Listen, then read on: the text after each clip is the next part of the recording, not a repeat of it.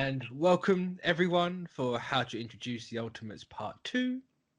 Not that Ultimates, the other Ultimates. I'm going to say that every time just in case. It's a good one. It's funny.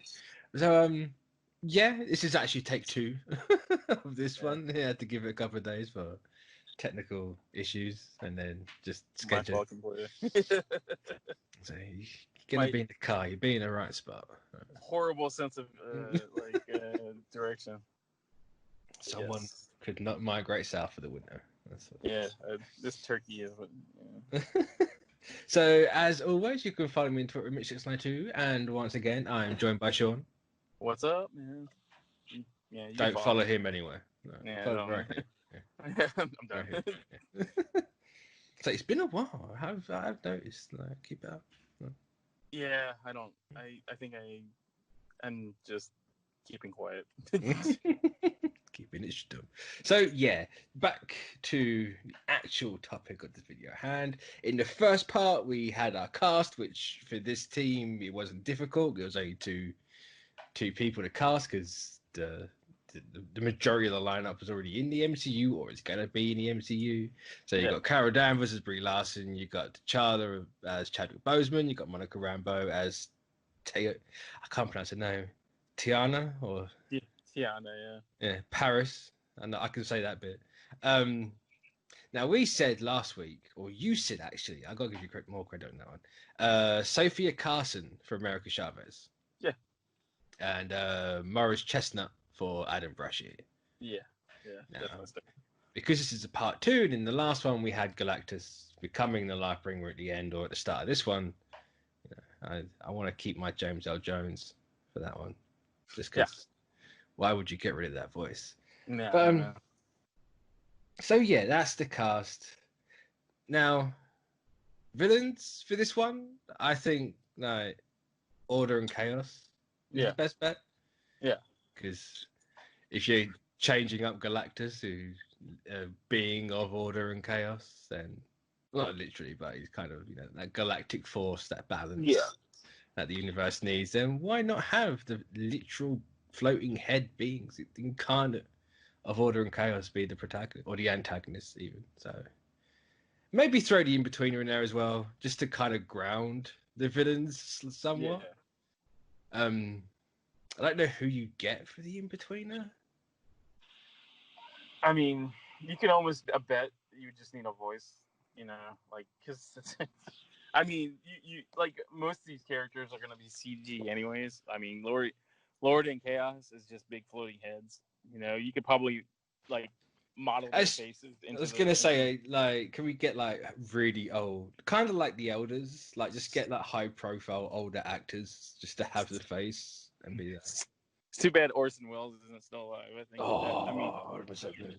Yeah, I mean I loved his voice as Unicron. I just pictured that as it was kind of scary, and then you realize just a fat guy, doing the voice that then it just doesn't become any scarier than that. I know what we could do. You could get Cumberbatch in to do it. Why not? I mean, I'm sure he's game for doing anything.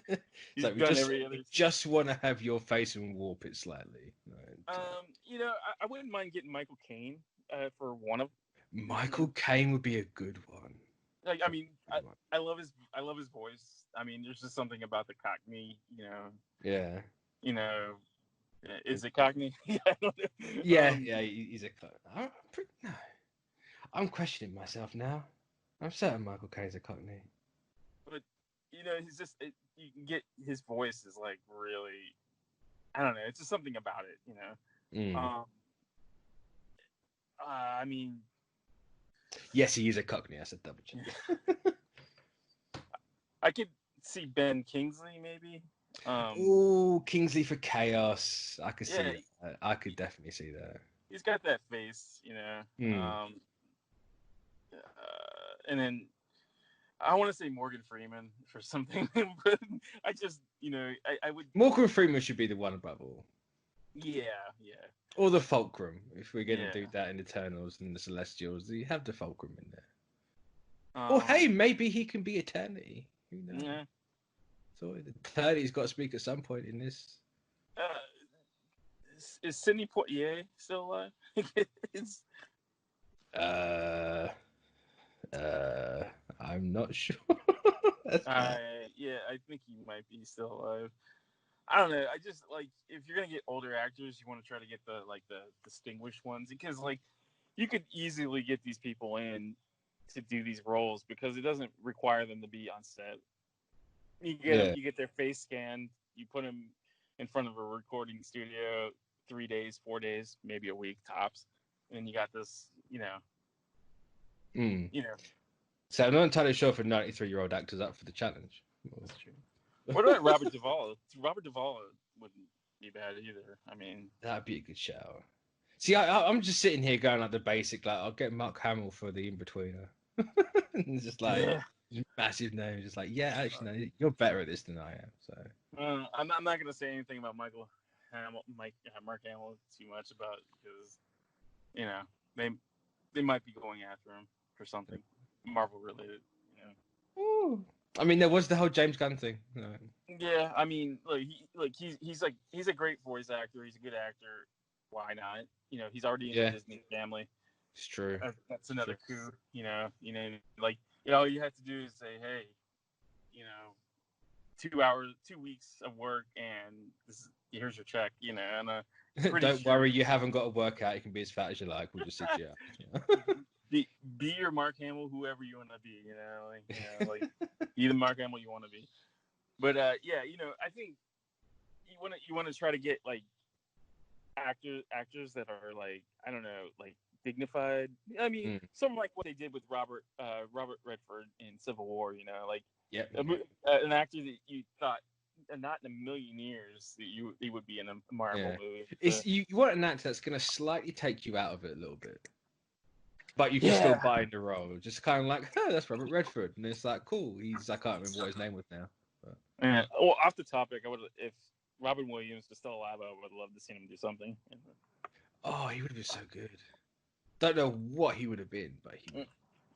Yeah. I mean, I think the best part about him was, like, he proved, I think, with a lot, like, he wasn't just a goofy guy. You know, he did a lot of serious stuff, like, I mean, what was that movie? That remake of it? It was like a remake of a Norwegian movie without Al Pacino. Like, oh god. And I just keep saying when I say Inception, but it's not. Yeah. But and you got 1 hour photo and stuff like that. So he could have pulled off something, just something. But tell you who would be a good one is Ian McKellen or Sir. Or Sir Patrick Stewart. Get Stewart and McKellen back together. Yeah. I mean, why not? I mean, again, there's a line of communication with them with Marvel too. I mean. Yeah, why wouldn't there be? Yeah. Well, why wouldn't why wouldn't you try to bring in brush all of that X-Men thing aside, they're still very distinguished, respected actors. So I mean, why not? Yeah.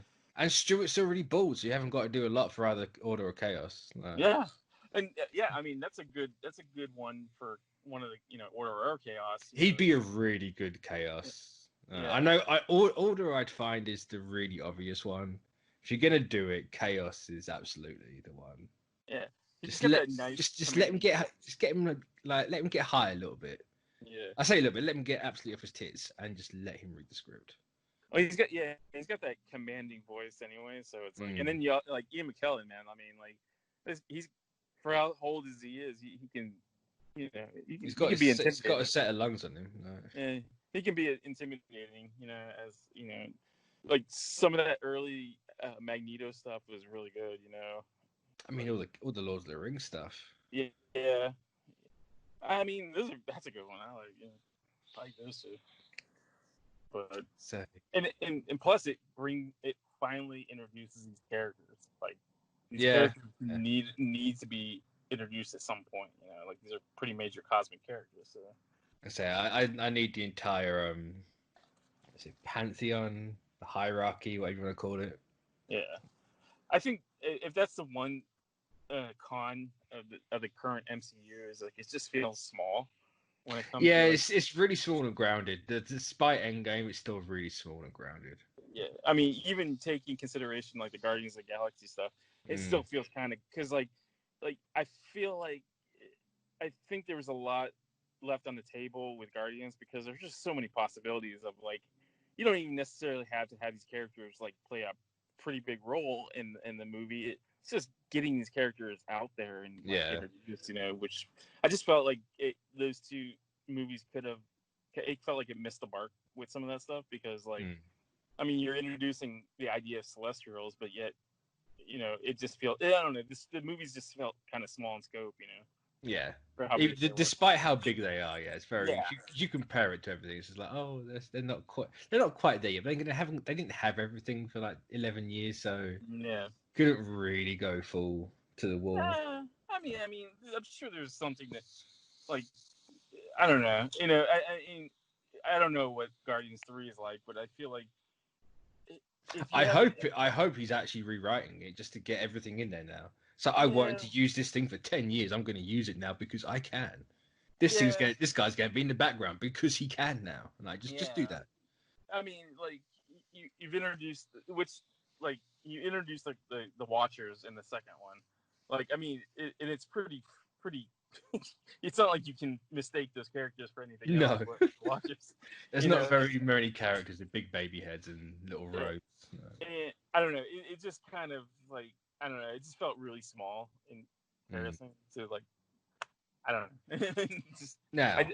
But I hope that like the volume 3 just doesn't overstuff it, and just because it can. But that's a discussion for another time.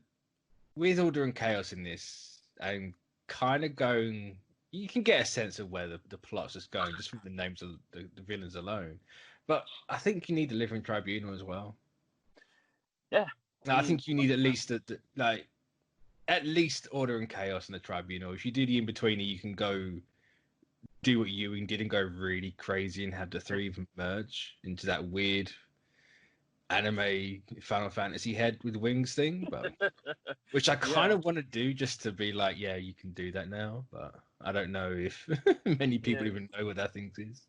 Well, I mean, why not? Like, why not introduce this character? I mean, again, you kind of hint at it very, very, very subtly that this character exists. Why not just throw it against the wall, man? Like, the series is basically it's open to introduce these characters. Why not just do it?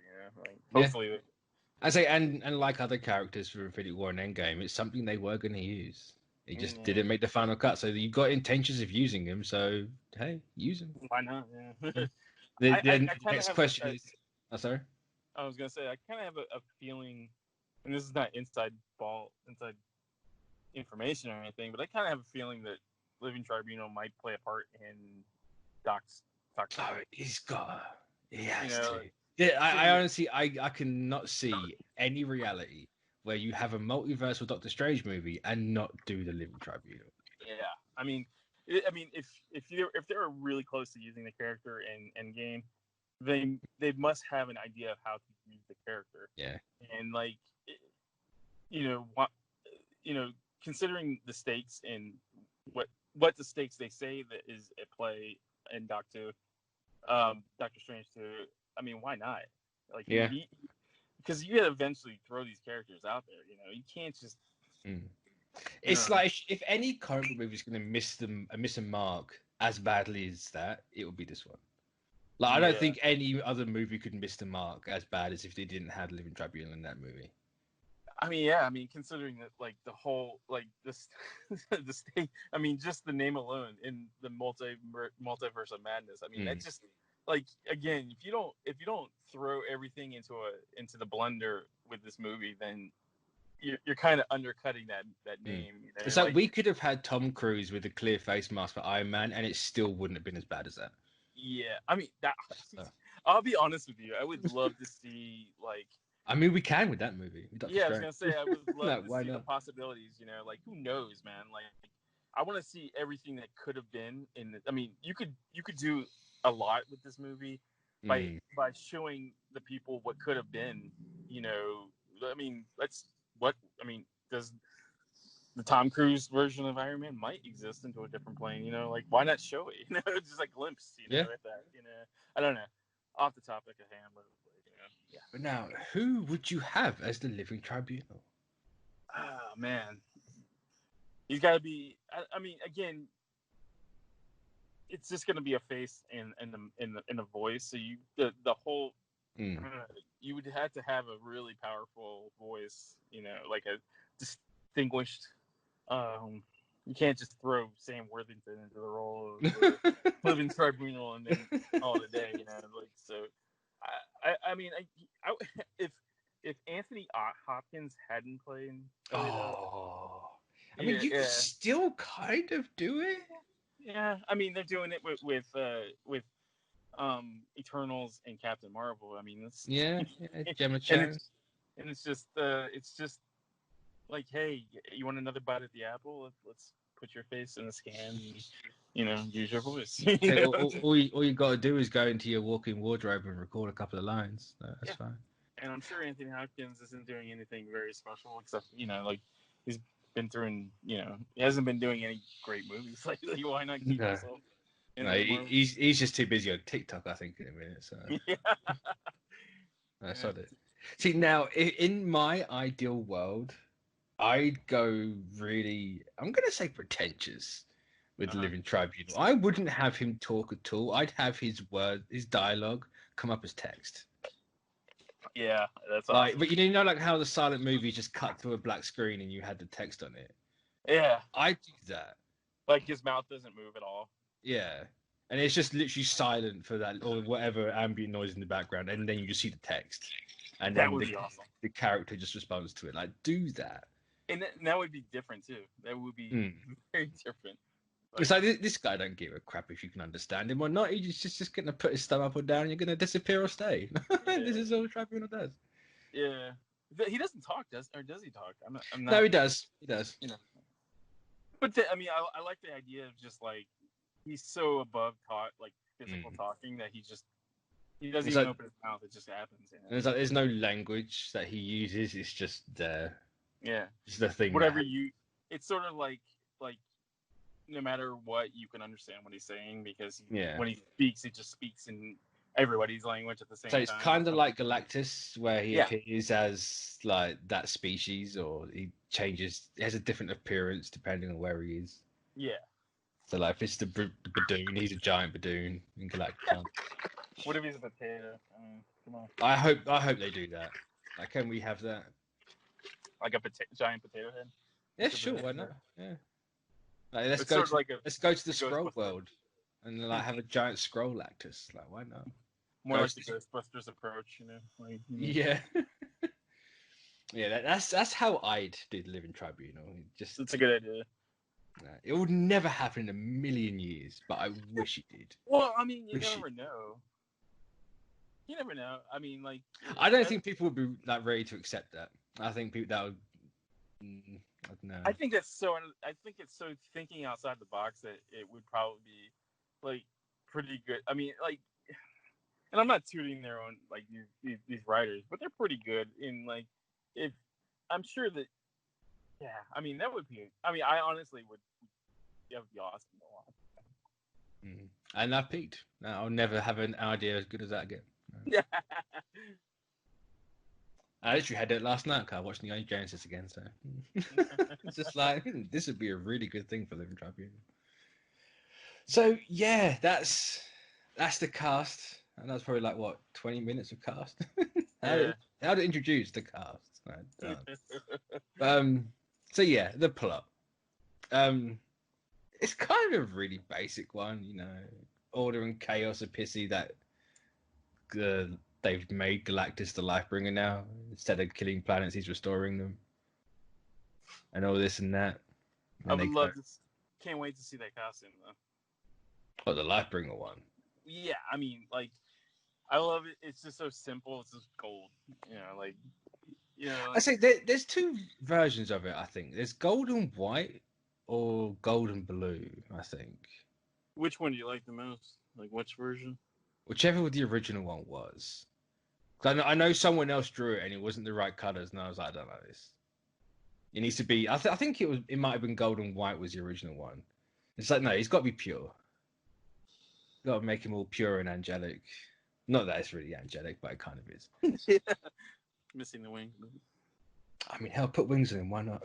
Let's make him an angel. Give him the robe as well. But yeah, I mean, I'm looking at that costume. Yeah, I like it. I like the one that's gold with the white accents, like the straps are white. Yeah, that's the one. Yeah, that's how I'd go. But I think, cause I know in the first one I said I really wanted to stick with what Ewing done, and I think I'd really need to have it so Order and Chaos are just trying, like, they see Galactus has changed and they're like, you're not supposed to have changed, but you know what, like, we're gonna change ourselves, and then they just eat the In-Betweener. So maybe not even get an actor for the In-Betweener because he's gonna get eaten anyway.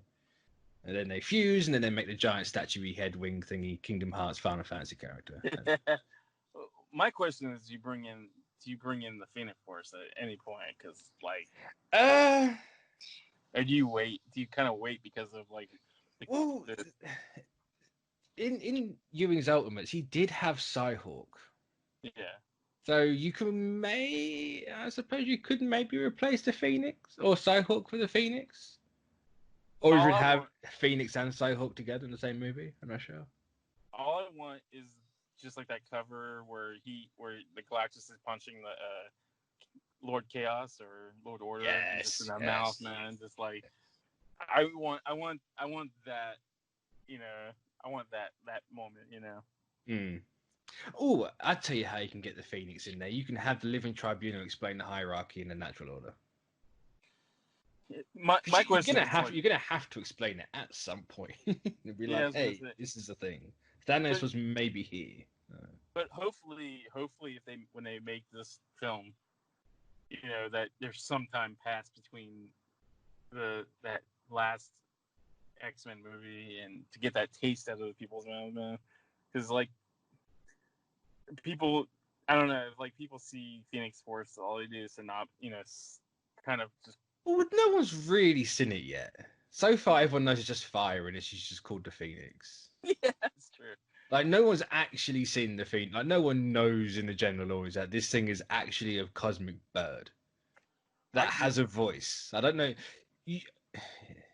Right, I'm gonna go out on a limb here. Get Famke Jensen to do the voice of the Phoenix Force. She can be the Phoenix Force. She won't be Jean Grey. She can be the Phoenix Force. Well, she's not doing anything at this time. I'm pretty sure the schedule during.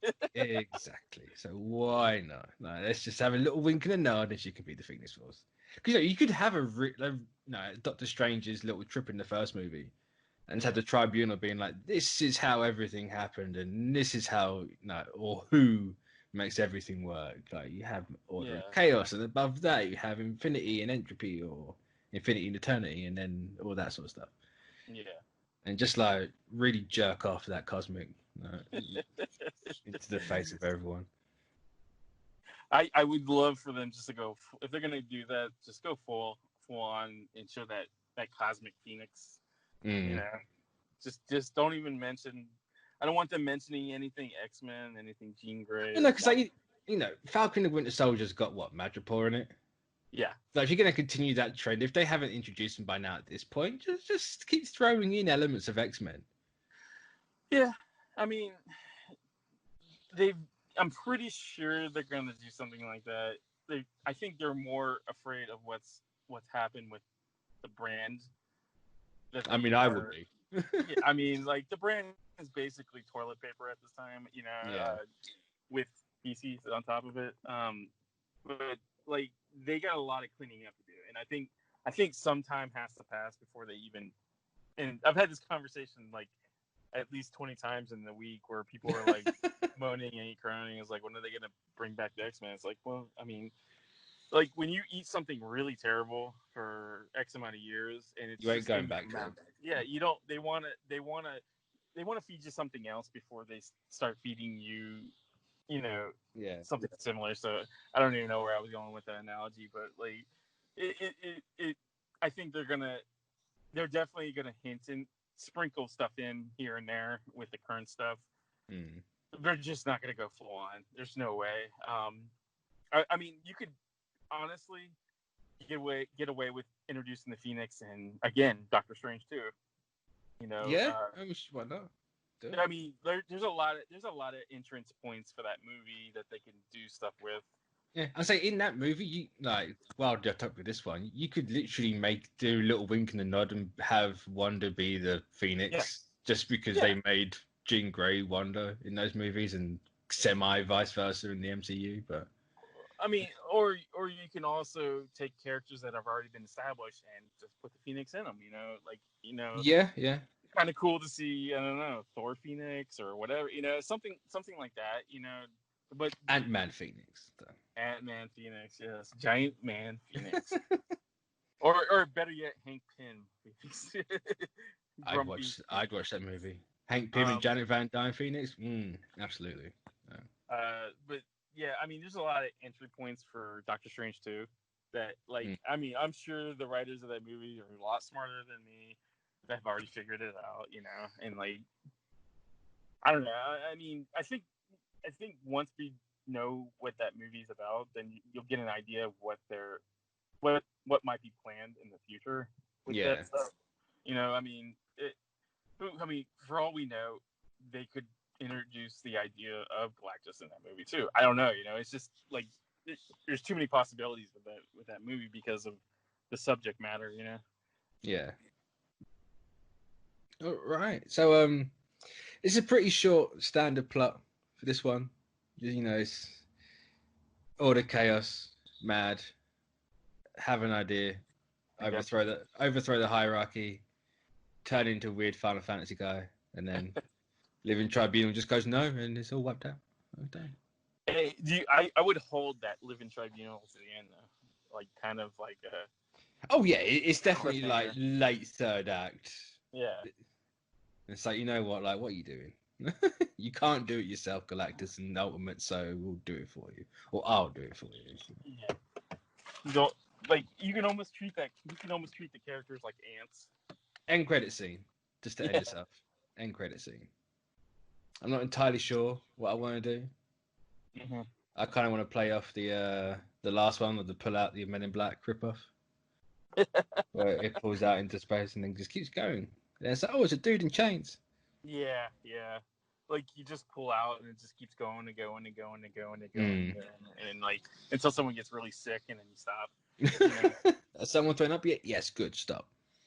But I mean, that's a perfect because I always feel that the second movie ends in I don't want to say tragedy, but it's always ending in a I don't know, it's always a darker point. Yeah.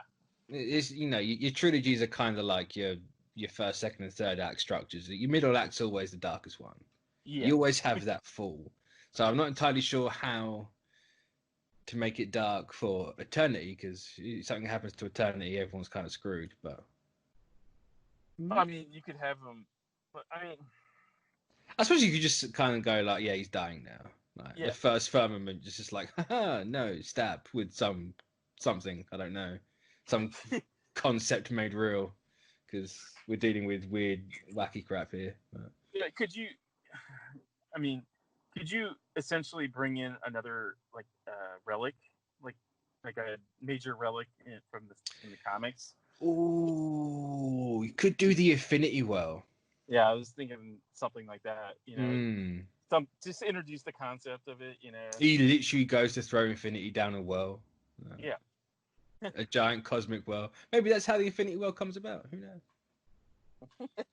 He just builds a cosmic concept brick wall around him, and then he just keeps going up, and there's your Infinity Well. Insane. No, I think you need something kind of just to expand on that first credit scene, because I'm really playing these off more like TV shows than movies. But hey, it's comics, they're serialized. Who cares?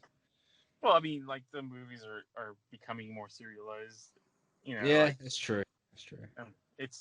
I mean, cliffhangers are basically, it's like maybe introduce the idea that there's other what is it at that point, 5, 6 universes. Yeah. Obviously, Eternity is the current one. The first Firmament's the first one because he's the first.